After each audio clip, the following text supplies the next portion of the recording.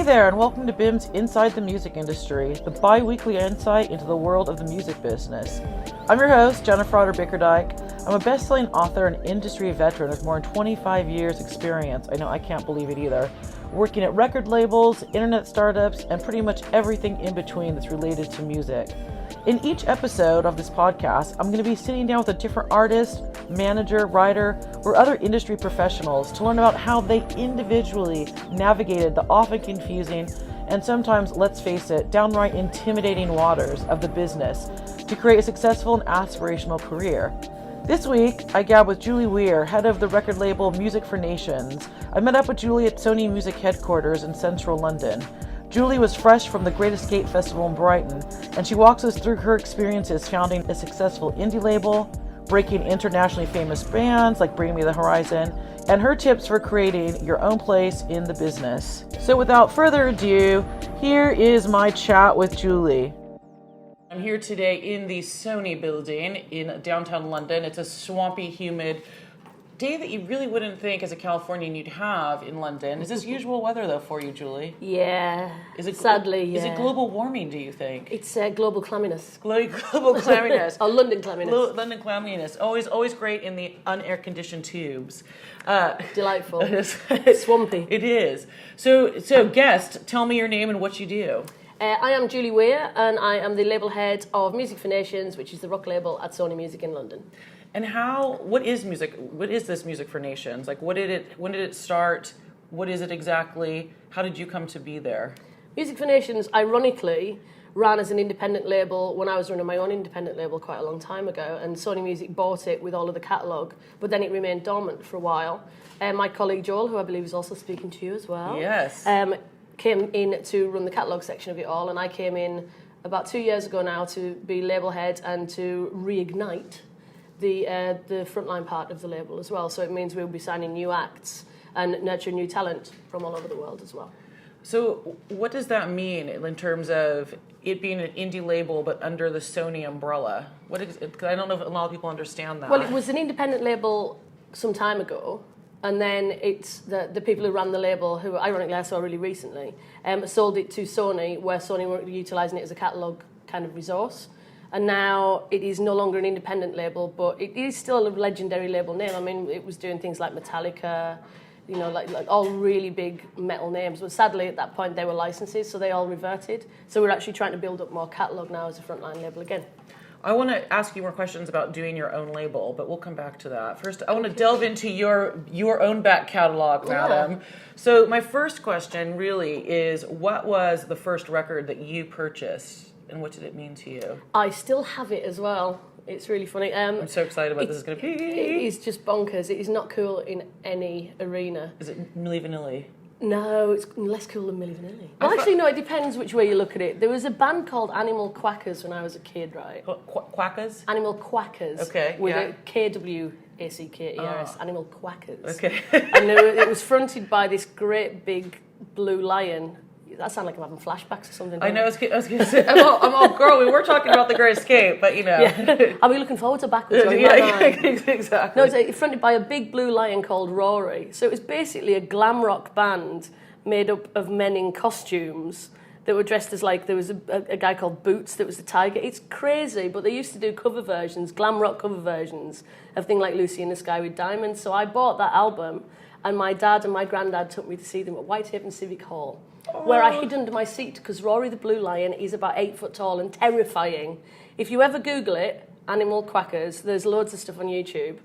It is absolutely the things that nightmares are made of. This had to be in like the late 70s, early 80s? This was late 70s. Okay, yeah. I would have been about 7 years old. I was going to say, because that was like a time period, I don't know if it ever came into this country, but like the Banana Splits. It's exactly that. It's like the UK, I think they're English anyway. It's like the UK version of the Banana Splits, but slightly more menacing, it sounds like. Darker edge. Yeah, the Banana Splits are actually, you know, like boing, really quite funny, but there was actually messages in the Animal Kwackers program. It was a kids' TV program, effectively. It's so weird. You look back on that stuff and you're like, whoa. Because we had all kinds of things like that in America. I mean, we had this other thing called the Great Space Coaster, which I think only I remember it. I'll also be looking at that on YouTube. I was going to say, check that out. Great Space Coaster, get on board. I can never remember if my husband's birthday is July 5th or July 6th, but I can sing the Great Space Coaster theme song. So that's the most important thing. So that was your very first record. And what made you want to get that record? I think it's because I'd watched loads of the TV shows and I just thought they were fantastic. But I think it was probably my first introduction to music, or music of my own. Anyway, I mean... Where did you grow up, Jules? I grew up in Cumbria, which is northern England, which is a really, really small town. There was nothing there. We used to have a record shop called Blue Lagoon. We had Woolworths, and we had a TV rental shop called Atkinson's that also sold records. Well, there you go. TV rental shop, that also, of course, the crossover there. It was the 70s. Yeah, I was going to say. So, it was the 70s. God bless. Would that have been your first final memory, do you think, then? My first final memory is probably my mum playing records when I was a kid. And then we used to have this big thing in the living room called a radiogram. I don't know if you remember these things. Where it was just basically a turntable and then a piece of furniture, like this table, actually built around it. So with 2 massive speakers, the turntable, and then all of the vinyl storage underneath it. It was like a beautiful thing. I want that now. It takes up too much space, though, really. It sounds massive. But my mum used to play a lot of records when I was a kid. She loved Queen. She used to play a lot of Bohemian Rhapsody. She loved Tom Jones. Really? The Hawaii Five-0 theme tune was played quite a lot. Oh my God, I love that. And then she used to play things like Slim Whitman and Jim Reeves, but she used to play 78s. So, I mean, basically this turntable had 33s, 45s, 78s. It was brilliant. And the 78s were huge. Yeah, That's really what I remember, thick. I had a weird flashback just now because I had a dream the other night that I interviewed recently the lead singer from The Alarm. Oh, Mike! Yeah, Mike. Oh, no, I love Mike Biggers. I know Mike and Jules. So sweet. He's so lovely, yeah. So nice. But he was talking about 78s. Then I dreamed about 78s that night. And in my dream, I was with Stevie Nicks. Oh, the heavens open. In all our dreams. Yeah, exactly. But she and I we were trying to figure out why my record player wouldn't play 78s after it was inspired. I was more obsessed with that than the fact that I was hanging out with Stevie Nicks, which I would be like, weird. But his mom and dad also did Slim Whitman. Is that what it is? Yeah, he was saying that he listened to that too. There's a guy who used to like whistle a lot, really? From what I remember. Yeah, he used to like sort of do like yodeling and whistling. That's what I remember. Maybe that's a different person. That could be can you imagine if that crossed with Animal Kwackers? That would be it. I think that's your next signing. It's called niche. That's right. It's a niche of a niche. Now we're really going off topic. So who were your musical heroes growing up? And have those musical heroes changed over time? I think it's weird I think my generation, your musical heroes are generally who you did grow up with, because I don't think there's anybody now that I would call a hero, to be quite honest. I mean, Bowie was one, obviously. Adam Ant has always stuck with me. Boy George, is he? Really? Yeah. Oh, exactly. Boy, you said boy. Yeah, Bowie. Oh, Bowie. As in David Bowie. Sorry, I'm like, Boy George? Yeah, I think you said boy. I'm like, Boy. Bowie. No, so as in Bowie, David Bowie. David, okay, like yes. Bond, James Bond. That's a good American Adam Ant, definitely. Then I'm just trying to think. Love Adam Ant. Oh, he's still fantastic performing now as well. I've not seen him. I think I saw him like maybe 15 years ago. He's back, and I think he's playing the Roundhouse again in December. You should go. He's brilliant. Want to go? The last two, I'll totally go. Okay. I'll totally go. But get your other half. My other half will come in. Oh my God, as yes. well. Yes, my other half likes him. Yeah, we'll all go. There we go. That's brilliant. Yeah, they look after him in-house here, actually, on the catalogue. Okay, I'll be So he's brilliant. So he's really good fun. But I when I started branching out, or tried to branch out on my own, I was like sort of gothy, kind of punky stuff. So it was all like Bauhaus and the Sisters, yeah. Yes, really? As you say, I've really changed. But that's always been my stuff, really. And I mean, I don't know. It's like things. People always say to me like, "Oh, you must love the Clash" and things like that. I've never really been that bothered. I worked in Ladbroke Grove for a long time, so we used to see Mick Jones wandering around a lot, and he was friends with my old business partner at the time. So I was never really a fan, but I appreciate them as a big mover of cultures, I think, as well. I loved Led Zeppelin when I was a kid, but I think the one band I would really love to have seen that I've never seen would have been Queen with Freddie Mercury, and oh my goodness. It's just not the same. I'm really looking forward to see what the film's like, though. I've seen a lot of previews of it, and it could be the best thing in the world. It could be the worst thing in the world. It's a what do you call it? Not documentary, but like a fiction version, isn't that right? Yeah, a biopic. Biopic, yeah. So, I mean, you saw Control, obviously. Yeah, I thought that was great. I thought Control was really good. Yeah, I thought he was fantastic. It was good. And I also, Val Kilmer as Jim Morrison, we're going back 90s. I loved The Doors. I wanted to see that when I was at university, and people dressed up. Right here, girl. I was just like, I remember I cried that night, because I'm like, I never got to meet Jim Morrison. I was like crying. Yeah. Oh, that's so sad. But he was brilliant, I thought. That was fantastic. Yeah. I mean, going to see that, I think we went to see it this last night in Manchester, and everybody had dressed up and were dancing in the aisles. Everybody was quite smashed. It was an 11 o'clock showing. But it was just a really great experience. I think it's a great film, though. One of my good friends, he's actually writing a biography right now about Freddie Mercury. He's been working on it I should connect you with him. He's been working on it for a really long time, and his whole angle is Freddie Mercury as a person of color, which I didn't know anything about that. But he's Turkish. I think it was Turkish. Yeah, it's some sort of an Asian. And that's been interesting hearing him do that research. That is actually really interesting because I mean everybody portrayed him as like sort of a white middle class man, really, isn't it? Very interesting. Yeah, that's a popular culture thesis. I was going to say another conversation altogether. Okay, so what is right now? Like, what are you working on? I mean, I really want to delve into how you started, but we can go back to that. What projects right now are you working on? We are working on a really fantastic band from Blackpool called Blanket. Try saying that. Blanket. A band from Blackpool called Blanket. Yes, which is I love that name. A very interesting name. Yeah. I have to say, I think of Michael Jackson's son. Dude, every time. Immediately. What is his real name? Is it Prince? Is it Prince? Does he have two sons named Prince Blanket? Prince Blanket. They're one named Towel, obviously. I mean, of course you think face of cloth. Yeah, exactly. Yeah, face cloth. Yeah, paper towel. Of course you think of the out the window. I know. They have to know that. Are they just too young to know? No, they're actually not young at all. They're like sort of late 20s. Okay. And they've all been in bands before. But they sound like a mixture between, let me think, Godspeed and Tool. Okay. Which to me is two fantastic culture clash pieces. Yeah. Really, so they're intelligent. Are you saying Godspeed You Black Emperor? Is that what you mean? Really? Exactly. Well, you should come and see them as well. Yeah. They're playing on the 20th of June. Okay. So yes, by all means. I'm going to be like, you're going to be so sick of me. You're going to get thee back seat. I'm like, it's me again! No, just come the more the merrier. I love Godspeed Black Emperor. Like, there was one of those bands that they were too soon, I think. Like, I'm not sure, like, why they didn't break. Well, they're still doing stuff, but now they've turned into more of a cult art band as well, which is fantastic. Along the lines of, like, your Mogwai's Tortoise, all that kind of things, which, for us, is quite different as well, because it's a slower-paced, more intelligent art rock crowd that are looking at it, mixed with a little bit of an older prog crowd.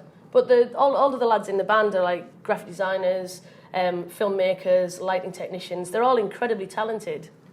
And it's like a self-contained unit. So they go, we're going to make a video. You go, all right then. And they come back with something that you're like, how on earth did you do that? It's fantastic. And then immediately like sort of start beating themselves up going, but it's not good enough. And we're like, you have no idea. It's absolutely fantastic. It's really good. They're very, very creative. And they're from Blackpool. I love that. Have you been to Blackpool? Yes, I used to go to Blackpool for a day a year as my holiday. Did you? With my mum and dad. I'm desperate to go there. Oh my goodness. We should go. Oh my God. It's slightly terrifying now. It's a little bit down at heel, Blackpool now. See, I kind of like that. Is it like a seaside town they forgot to close down? I love that stuff. Very Smithsy. Yeah, that's all right. Very Smithsy. Morsi bought a drag. Yeah. Make sure we get that correct. So we Blanket, and there's another band we were talking about, Black Futures. Black Futures, yeah. A kind of a mysterious duo that exist in their own post-apocalyptic world, which actually right now we have them on a project that's going around the world creating content. They've just been to Los Angeles where they did a show in Joshua Tree. Oh, wow. Yeah, which there's a lot of stuff out there that goes under the moniker of Desert Sessions. I don't know if anybody knows about this, but it's all working with the Desert Sessions guys, because one of the guys has worked with the Queens, Stone Age and stuff like that. They've done lots and lots of stuff out there. There's so much stuff that they've done in Los Angeles, but it's actually creating their world and leaving artifacts in situ. So it's a really interesting way of doing it. So they've done that in LA, they've done it in Tokyo, and Tokyo was last night actually, and then they're doing it in Berlin next week.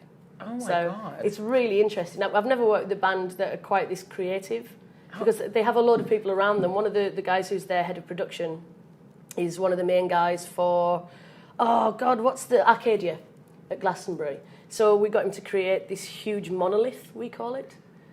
Is this going around with them? Well, it's going to Berlin. It's been driven to Berlin because it's huge. and you can split it into two depending on the size of the ceilings. But if it's a small ceiling, it looks like it's fallen through slightly. If it's a large ceiling, it's the huge monolith. Have you seen Arrested Development by any chance? Yeah, I'm getting like the Bluth family car with the ladder on it. Is that kind of what this is? Is that what it is, kind of?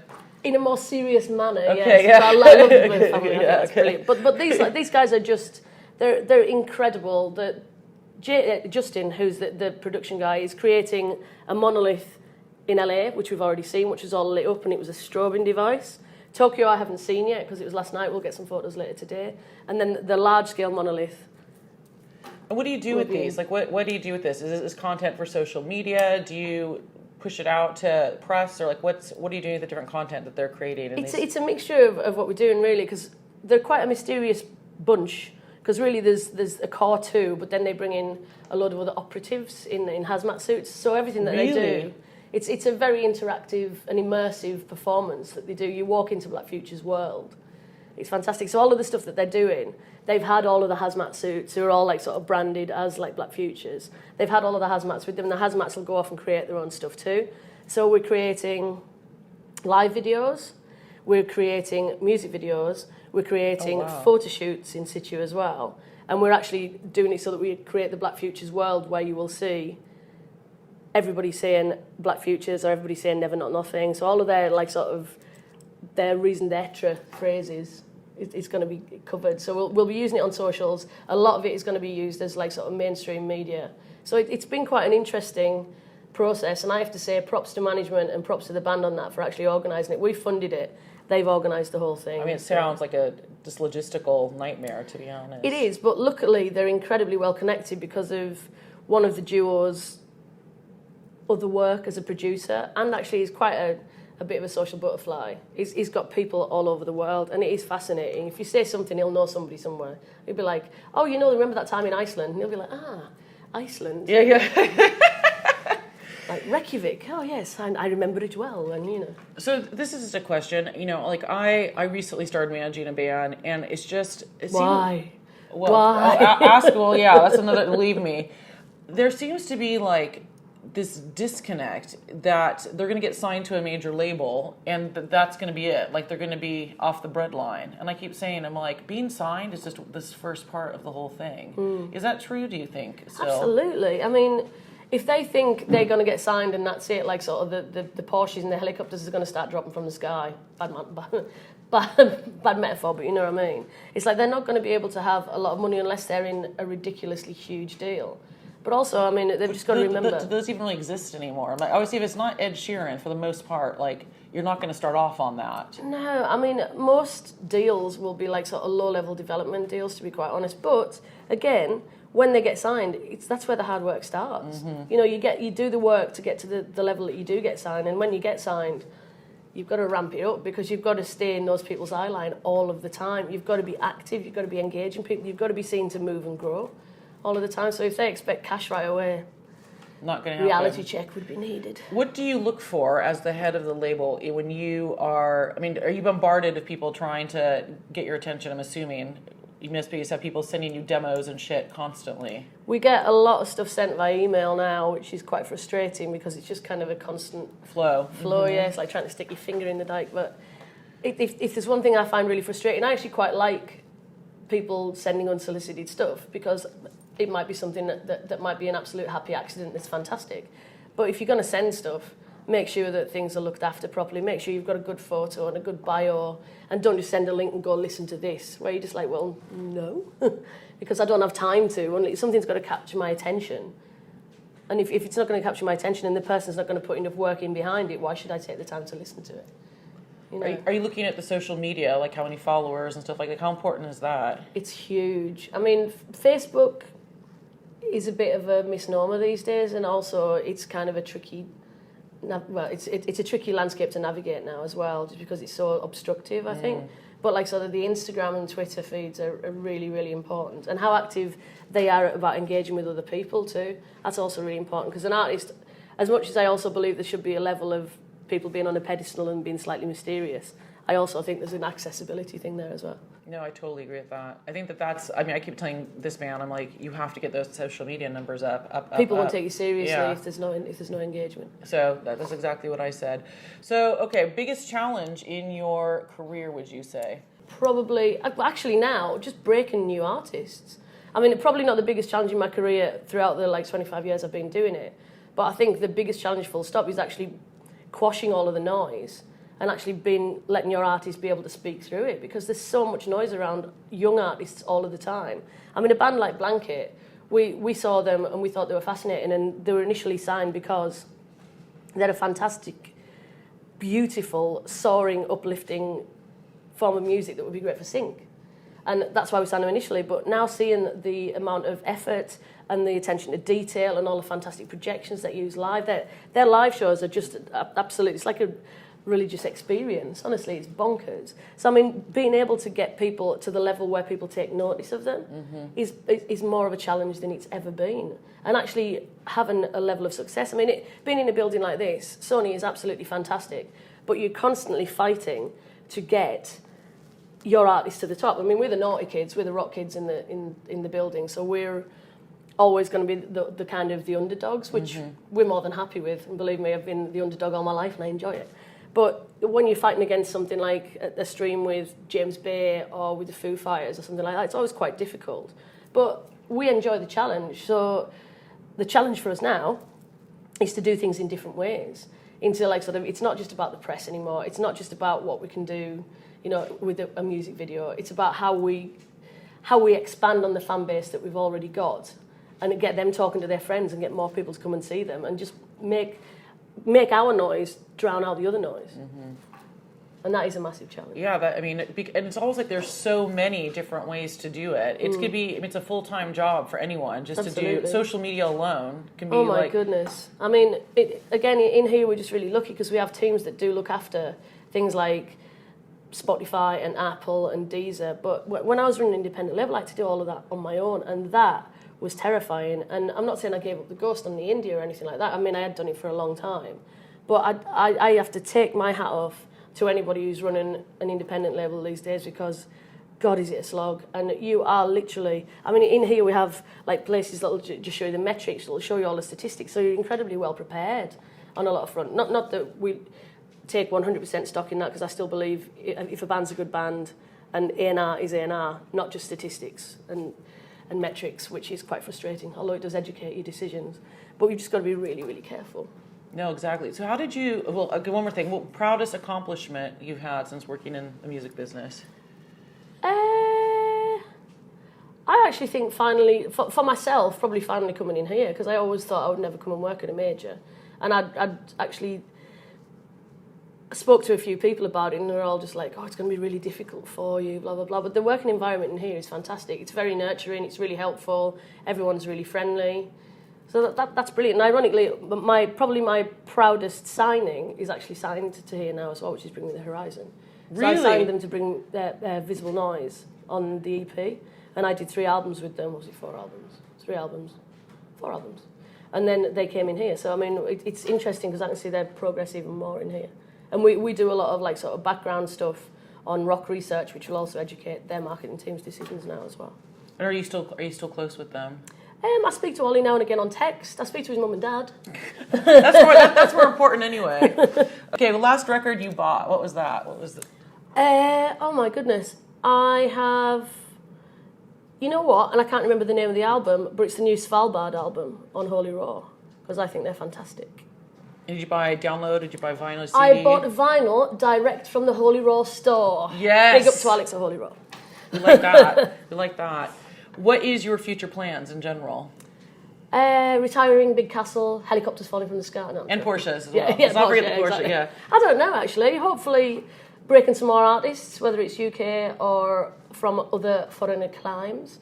Working close with our international department, I think. I mean, just generally building the label back up, actually, if you were asking about what am I doing work-wise, anyway. But I enjoy it here, and I mean, it's been 2 years. I mean, it's about between 3 and 4 years to actually get a project off the ground at this level anyway. So we're in really, really good stead at the moment. I mean, we're working with a band called Bury Tomorrow, which we've got really high hopes for, and chart position hopes for. What does that sound like? Like, what's it in the vein of? It's a metalcore band. This is now their 5th record. They've done independent releases up until now, mainly with a great independent metal label called Nuclear Blast. Oh yeah, I love Nuclear Blast. Absolutely, yeah. Which is actually Freddie's dad's label, but who we work with. but we're taking those guys to the next level. Really, it's almost them growing up, where we're seeing things now. So the campaign that we're doing with those guys is working really fantastically well thus far. We're working with our in-house creative team. We've done 2 fantastic videos with them. We just shot one yesterday, and all of the stuff that's moving forward is just taking them to the next level. It's a great statement of intent for the band, and they're really happy. Speaking to them yesterday at the video shoot too. So Jules, would you say overall, if a band's starting out, they should just try to have some independent releases of their own? They need to get some followers. Is that kind of the steps you would say to? There's a lot of ways of doing it. I mean, if they use things like Bandcamp, it's fantastic. If you go through an aggregator, someone like the Orchard or Cobalt or something like that, I mean, those releases, it doesn't all have to be physical as well. It's just harder to break through that kind of noise if it's all digital. But the more that a young band can do on their own, the more that they can learn. I mean, even without a manager, the more that they can learn and do, and the more networking they can do, the more people in the industry that they know. I mean, I know so many bands who have actually got as far as they could, more so through knowing a lot of journalists and being nice, and they're not necessarily the best bands in the world, but people like them. And there's a lot to be said for that these days. There's a lot to be said for really good face-to-face interaction and people talking to each other, because people just send an email, or the new one now is like adding you to a WhatsApp group where you're just go away. Isn't it shocking? It's annoying. I don't even know you. Isn't it shocking when someone actually? My new thing is calling people, actually calling. People are like I surprised. They're like, huh? Yeah, I love it. Who's this? Yeah, I love it. And I mean, gone are the days now where people had to have the chutzpah to actually go and do that, and actually rock up somewhere or just turn up on your doorstep. When I was an independent label, I used to have people turn up on my doorstep to deliver demo packages, and everybody would always come in and have a cup of tea. You know, because I would be like, sort of, fair play. Yeah. Come on in, sit down, have a chat. You know, not just one email sent to 300 people who they forget to CC. And completely which is anonymous. Annoying. Yeah, like they're sending like a folk album to you, which is not going to be a good fit. We've had a lot of country ones. We've had quite a few reggae. We've had quite a number of urban releases. Oh my! And I mean, it's just do your research. Is a good one. Yeah, know who your audience is. Okay, so I just want to walk you back for the second part of this. How did you first start in the industry, and when did you know you wanted to work in it? I was always a fan of music, and in all honesty, when I was growing up, I didn't really know what I wanted to do. But I mean, I kind of grew up when everybody around me was, I'm going to be a vet, I'm going to be a social worker, I'm going to go and work at Sellafield. And when I actually started like getting my head together when I was about 18 and working out what I was supposed to be going to do at university, which I did sociology at Salford, which... No offence to Salford, because I had a fantastic tutor there called Brian Longhurst who affected me in a lot of ways. He was brilliant. Still alive? I hope so, actually. Shout out! Yeah, big up Brian Longhurst. That's right. If he's there at Salford University, he was absolutely fantastic. And he was my popular culture tutor. And he taught me not to be scared of asking questions and going out and doing stuff. So I think he had a really, really big effect on me. I did a lot of stuff while I was at Salford with like the Rock Society and with music in Manchester. I was really into photography and graphic design. Great photographer. Shitty graphic design, absolutely rubbish. Ask Joel, if you've asked me for ideas for album covers, I'll go, and it's basically like a circle, a square, and legs. So I was like, but I know what I mean, do you know what I mean? But anyway, so I was doing all that at Salford, and then I came to work in Leeds, and I ended up working in a record shop, where I got taught to be a better graphic designer, still shitty, but better, and a better photographer. And we ran a club in Leeds called Asylum, and the record shop was called Nail in the Coffin of Music Records. Industrial hardcore specialist, absolutely amazing. So then I grew with a lot of kind of black metal, hardcore, like sort of industrial, it's all like Ministry and stuff like that. And then after I was in Leeds for a while, I started feeling a bit itchy again, so I applied for a British Academy scholarship, and I got the scholarship, moved to London, did an MA in film and media, which means I can operate a TV camera. Or I could then. That's when there were huge things. Yeah. So now it's all like tiny little handheld things. And then just applied to a few labels. And I got a merchandising manager's position at a place called Vinyl Solution at the time. So it just kind of all grew out from there. And Vinyl Solution, I ended up working as a label manager for Cacophonous, which is a black metal label. My boss at the time knew I wasn't really having a great time because it's not really what I listen to. He just said, go out and like see if you can find some of your own bands. And I set up my own label, which is Visible Noise. And then I signed... So how long were you doing your own label for? From 1998 till Jules. 2 years ago. You're kidding. And you started from nothing. Well, I wouldn't say started from nothing because my business partner, who was my old boss, gave me like the leg up to do it. And the label still exists as like a catalogue thing that'll just tick over, but I'm here now as well. So it was good. I mean, I think if I wasn't in part of the independent world, I wouldn't be doing what I'm doing now. And if I'd have come into the major world sooner, it might not have suited me anyway. Mm-hmm. So I think I learned a hell of a lot. I mean, I know every single part of the industry, from merchandising through to publishing, which I did as well, through to sync and branding, through management. Yeah. So I've done just about everything. So when people have conversations with me, I can at least make educated like sort of decisions, and have educated conversations about it as well. It was good, actually. It was really good, if not slightly knackering. and to know those different things is more important now than it ever has been before. Absolutely, which takes you back to the young bands thing. Yeah. I mean, I've learned what I've learned. Nobody's taught me it. I've just spent a lot of time doing it, and I'm quite tenacious. I won't be beaten. Joel will probably say that as well. And sometimes when there is like sort of something I should step away from, I can't let myself do it because I'll be like, I will make this work. And 90% of the time I do, but 10% of the time I do need to take a bit of a chill pill and step back. Do you think, I think that's a big thing that I have as well. I think that's probably why you're still in the industry, to be honest. You know what I mean? Like, I don't see that many women our age doing this, to be fair. Not having kids helps, though. Yeah. Well, my dog is my child. And yours is too. My big dog. What do you see being the next big innovation in the business? AI is the big thing at the moment, though, and this voice control thing. But I find it... I mean, I'm the person who hates the tappy-tappy on a credit card, right? I mean, it's one thing paying with a credit card, typing your PIN number in. Tappy-tappy's weird. Paying with your watch? Absolutely no way. Would you like to pay with that, madam? Watch. Yeah, no. That's just weird. But the AI thing, I think that's very... I think it's really forward-thinking, but it takes things to an even lazier level. Because you know, with mobile phones, remember when you have to remember telephone numbers? Yeah. Like, I think it makes people stupid. Do you know, I don't know my husband's phone number. Do you know your partner? No. I know my mum and dad's landline and my own number. Yeah. That's it. I know the number. I know numbers was strange. I know numbers of boyfriends from like 20 years ago. Even when I grew up, like high school boyfriends.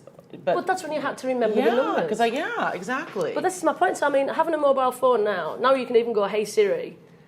She said, I'm waiting for my phone to keep on. Exactly. No, but now you can ask Siri to do anything for you. But I mean, anything like that where you've just got to literally speak into it, it's always listening to you, it's always recording.